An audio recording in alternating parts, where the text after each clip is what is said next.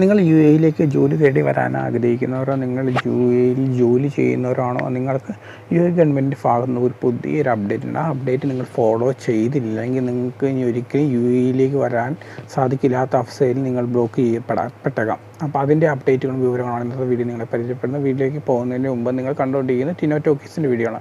ഈ YouTube channel നിങ്ങൾ ആദ്യമായിട്ടാണ് കാണുന്നത്, ഇപ്പോൾ തന്നെ സബ്സ്ക്രൈബ് ചെയ്യുക, താഴെ കാണുന്ന ബെൽ ബട്ടൺ ആണ്. അപ്പോൾ ഞാൻ ചെയ്യുന്ന വീഡിയോക്ക് നോട്ടിഫിക്കേഷൻ ലഭിക്കുന്നതായിരിക്കും.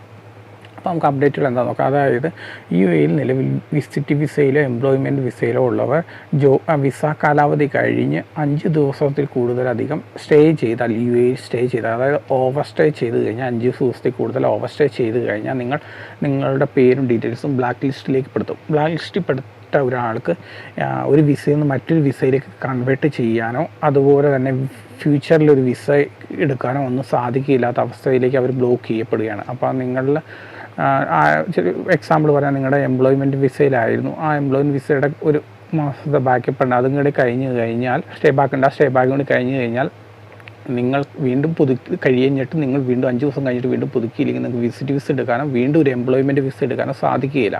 ഇതുപോലെ തന്നെയാണ് വിസിറ്റ് വിസയിലുള്ള അവസ്ഥ. അത് 5 ദിവസത്തിൽ കൂടുതൽ ഓവർ സ്റ്റേ കഴിഞ്ഞിട്ട് വീണ്ടും നിങ്ങളൊരു ന്യൂ വിസിറ്റ് വിസയ്ക്ക് അപ്ലൈ ചെയ്ത് കഴിഞ്ഞാൽ നിങ്ങൾക്ക് വിസ എടുക്കാൻ സാധിക്കില്ല.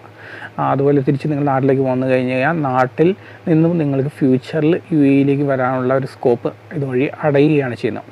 അപ്പോൾ നിങ്ങളുടെ ഫ്രണ്ട്സോ റിലേറ്റീവ്സോ ആരെങ്കിലും യു എയിലൊക്കെ ഉണ്ടെങ്കിലും അതുപോലെ പോരാൻ ആഗ്രഹിച്ചിരിക്കുന്നവരുണ്ടെങ്കിൽ അവരിലേക്കൊക്കെ മാക്സിമം ഷെയർ ചെയ്യുക അപ്ഡേറ്റ്.